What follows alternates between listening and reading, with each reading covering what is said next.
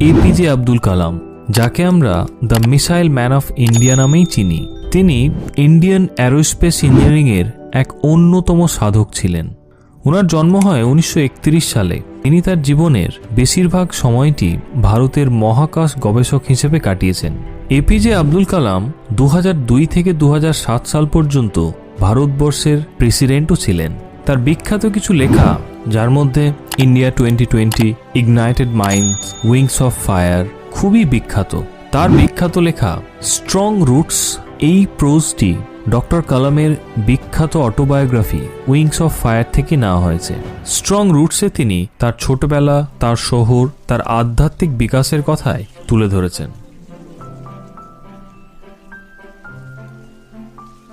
আমি তৎকালীন মাদ্রাজ রাজ্যের রামেশ্বরমের একটি ছোট্ট শহরে মধ্যবিত্ত এক তামিল পরিবারে জন্মগ্রহণ করি। আমার পিতা জয়নালুন আবেদিন। তার পুঁথিগত বিদ্যা বা ধন সম্পত্তি না থাকলেও ছিল সহজত জ্ঞান এবং আত্মার মহানুভবতা। আমার মা আসিয়াম্মা আমার পিতার আদর্শ সহধর্মিণী ছিলেন। আমার ঠিক মনে নেই আমার মা না জানি কত দরিদ্র মানুষকে প্রত্যেক দিন খাওয়াতেন। তবে এটুকুটা জানি, আমাদের পরিবারে যতজন সদস্য ছিল তার থেকে বেশি তো হবেই। আমার মা বাবা একজন আদর্শ দম্পতি হিসেবেই আমার কাছে গণ্য ছিল। আমার মায়ের অবশ্য বংশ পরিচয় যথেষ্ট মর্যাদা সম্পন্ন ছিল। সেই পরিবারের একজন পূর্বপুরুষ ব্রিটিশদের থেকে বাহাদুর উপাধিতেও ভূষিত হয়েছিলেন। আমি আমার মা বাবার বেশ কয়েকজন সন্তানের মধ্যে একজন। আমি আমার সুদর্শন ও লম্বা পিতামাতার ছোট্ট একটি ছেলে ছিলাম। আমরা 19বিংশ শতাব্দীর মাঝামাঝিতে তৈরি আমাদের পৈতৃক বাড়িতে বসবাস করতাম। বাড়িটি রামেশ্বরমের মস্ক স্ট্রিট নামে জায়গায় ছিল। আমার সহজ সরল বাবা অপ্রয়োজনীয় আরাম এবং বিলাসিতাকে চিরকালই এড়িয়ে চলতেন। কিন্তু তার মানে এই নয়, একটি পরিবারে যা যা প্রোভাইড করার প্রয়োজন তিনি সবকিছুই প্রোভাইড করতেন। ওই যেমন শিক্ষা দীক্ষার জন্য যা কিছু প্রয়োজন, ওষুধপত্র বা আদার্স আনুষাঙ্গিক জিনিস। আমি বলতে পারি ম্যাটেরিয়ালি এবং ইমোশনালি আমার ছোটবেলাটা ছিল যথেষ্ট নিরাপদ। আমি বেশিরভাগ সময়ই আমার মায়ের সাথে রান্নাঘরের মেঝেতে খেতে বসতাম। তিনি কলাপাতার ওপর ভাত, সাম্বার, বাড়িতে তৈরি আচার ও তাজা নারকেলের চাটনি দিয়ে আমাকে খেতে দিতেন। আমাদের বাড়ি থেকে 10 মিনিটের হাঁটা পথে রামেশ্বরমের সেই বিখ্যাত শিব মন্দিরটি ছিল। আমাদের এলাকাটি মুসলিম অধ্যুষিত হলেও সেখানে অনেক হিন্দু পরিবার ছিল, যারা তাদের মুসলিম প্রতিবেশীদের সঙ্গে সৌহার্দ্যপূর্ণভাবেই বসবাস করত। আমাদের এলাকার এক পুরনো মসজিদে আমার বাবা আমাকে সন্ধ্যার নমাজের জন্যে নিয়মিত নিয়ে যেতেন। আরবি প্রার্থনার অর্থ না জানলেও আমি নিশ্চিত ছিলাম এই প্রার্থনাগুলি ঈশ্বরের কাছে পৌঁছাচ্ছে। প্রার্থনার পর বিভিন্ন ধর্মের মানুষ মসজিদের বাইরে বাবার জন্য অপেক্ষা করতেন। তাদের মধ্যে অনেকেই বাবাকে জল ভরা পাত্র দিতেন এবং বাবা সেগুলোর মধ্যে আঙুলের ডগা ডুবিয়ে প্রার্থনা উচ্চারণ করতেন। তারপর সেই জল বাড়ির অসুস্থদের জন্য নিয়ে যাওয়া হতো।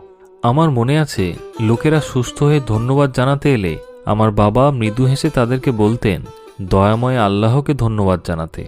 রামেশ্বরম মন্দিরের প্রধান পুরোহিত পক্ষী লক্ষণ শাস্ত্রী আমার বাবার খুব ঘনিষ্ঠ বন্ধু ছিলেন। আমার শৈশবের স্পষ্ট স্মৃতিগুলির মধ্যে একটি হলো এই দুজন পুরুষ তাদের নিজেদের ঐতিহ্যবাহী পোশাকে আধ্যাত্মিকতার বিষয় নিয়ে আলোচনা করছেন। যখন আমি প্রশ্ন করার মতো বড় হলাম, আমি আমার বাবাকে প্রার্থনার প্রাসঙ্গিকতা নিয়ে জিজ্ঞেস করেছিলাম। তিনি খুব সহজভাবে বলেছিলেন। তিনি বলেছিলেন প্রার্থনার মধ্যে রহস্যজনক কিছুই নেই। প্রার্থনার দ্বারা মানুষের আত্মার মিলন সম্ভব। তিনি বলেছিলেন, তুমি যখন প্রার্থনা করো তখন তুমি তোমার শরীরকে ছাড়িয়ে মহাবিশ্বের একটি অংশ হয়ে ওঠো, যা কোনো সম্পদ, বয়স, জাতি বা ধর্মের কোনো বিভাজন জানে না। আমার বাবা জটিল আধ্যাত্মিক বিষয়গুলিকে অত্যন্ত সহজভাবে তামিল ভাষায় প্রকাশ করতে পারতেন। আমার বাবা একবার বলেছিলেন, প্রতিটি মানুষ সে তার নিজের সময়ে দাঁড়িয়ে নিজের জায়গায় অবস্থান করে সে জানতে চায় যে সে আসলে কে এবং তার অস্তিত্বটি আদতে কোথায়। সে যেই ব্যক্তিই হোক না কেন, ভালো বা খারাপ, প্রত্যেকটা মানুষই হলো একটি নির্দিষ্ট উপাদান যা কোনো না কোনোভাবে ঈশ্বরের সাথেই যুক্ত। তাহলে কষ্ট, দুঃখ, দুর্দশাকে ভয় কেন? যখন জীবনে সমস্যা আসে তখন সেই সমস্যাকে ভয় না পেয়ে নিজের জীবনে সেটির প্রাসঙ্গিকতা বোঝার চেষ্টা করা উচিত। কারণ প্রতিকূলতা সর্বদা আত্মদর্শনের একটি সুযোগ করে দেয়। আমি বাবাকে জিজ্ঞেস করলাম, তাহলে যেসব লোকেরা তোমার কাছে সাহায্যের জন্য আসে তাদেরকে তুমি কথা কেন বলে দাও না? বাবা আমার ঘাড়ে হাত রেখে চুপচাপ কিছুক্ষণ আমার চোখে চোখ রেখে যেন কিছু একটা পড়ার চেষ্টা করলেন। তারপরেই বলতে শুরু করলেন, যখনই মানুষ একাকিত্ব বোধ করে তখন সে একটি সঙ্গ খুঁজে পেতে চায়। যখনই মানুষ বিপদে পড়ে তখনই সে কারো কাছ থেকে সাহায্যের আশা করে। যখনই মানুষ নিজের জীবনে নিজেই হারিয়ে যায় তখন আপ্রাণ চেষ্টা করে কারো সাহায্য নিয়ে নিজেকে আবার খুঁজে বার করার। এটা খুবই একটি সাধারণ ব্যাপার। মানুষ দুঃখ কষ্ট যন্ত্রণায় থাকলে সেখান থেকে মারিয়া হয়ে বেরোতে চায়, তারা একটি সাহায্যের হাত খোঁজে। আর ঠিক সেই কারণেই যারা আমার কাছে আসে তাদের প্রতি আমি আমার সাহায্যের হাতটি বাড়িয়ে দিই। কারণ তাদের এই কঠিন সময়ে যদি তারা তাদের কষ্ট যন্ত্রণা দুঃখ দুর্দশা বলে একটু শান্তি পায়, তাদের সেই শান্তি পাওয়াটা থেকে আমি তাদেরকে বিরত রাখি না। আমি শুধু মানুষ এবং মানুষের দুঃখ যন্ত্রণা বা শয়তানি শক্তিকে প্রশমিত করার উদ্দেশ্যে একটি আস্থার কাজ করি, আর কিছুই নয়। এবং তাদের মধ্যেই আস্থা নিয়ে আসার চেষ্টা করি বিভিন্ন প্রার্থনা দোয়া দরজের মাধ্যমে। আমি জানি হয়তো এটা ঠিক নয়, কিন্তু আমি এও জানি যে হয়তো আমার এই সাহায্যের হাত বাড়িয়ে দেওয়াতে না জানি কত মানুষ নিজেদের মধ্যে নিজস্ব সাহস খুঁজে পেয়ে আবার উঠে দাঁড়িয়েছে নিজের মধ্যেকার শত্রুকে পরাজিত করার উদ্দেশ্যে। আমার মনে আছে বাবা ভোর 4টেই নমাজ পড়ে তার দিন শুরু করতেন।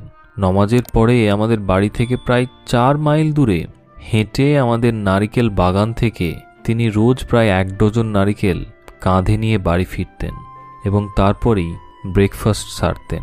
প্রায় 70-এর কাছাকাছি বয়সেও তার এই একই রকমই রুটিন ছিল। আমি আমার সারা জীবনের বিজ্ঞান ও প্রযুক্তির জগতেও বাবাকে অনুকরণ করার চেষ্টা করে গেছি। আমি চেষ্টা করেছি বাবার সেই সব মৌলিক সত্যগুলিকে বুঝতে, এবং আমি বিশ্বাস করি যে এমন একটি স্বর্গীয় শক্তি আছে যা একজনকে দুর্দশা বিষণ্ণতা ব্যর্থতা ও বিশৃঙ্খলা পরিস্থিতি থেকে তুলে এনে তাকে সঠিক পথে পরিচালিত করতে পারে। এবং কোনো ব্যক্তি যদি তার মানসিক এবং শারীরিক বন্ধন মুক্ত করতে পারে তবেই সে প্রকৃত অর্থে সুখ শান্তি ও মুক্তির পথ খুঁজে পাবে।